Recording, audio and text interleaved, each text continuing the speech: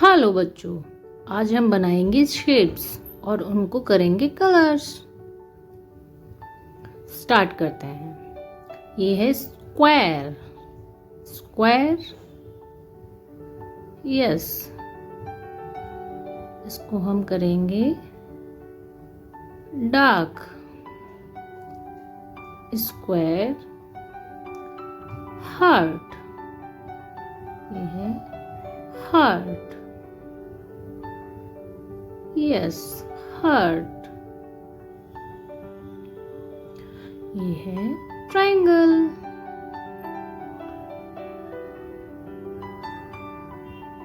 जी, triangle. Star.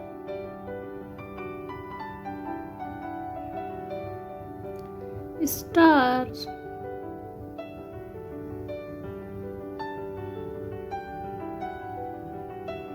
Star. Circle. Circle, circle. Rectangle. Rectangle,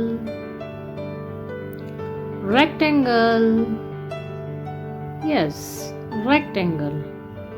अब हम करेंगे स्क्वायर को colour. Red colour, red colour. Square, red colour. Square, red colour. Square, red colour. Square, red colour. Square, red colour. Orange colour, orange colour. Heart, orange colour. Heart, orange colour. Orange colour, orange colour. Heart.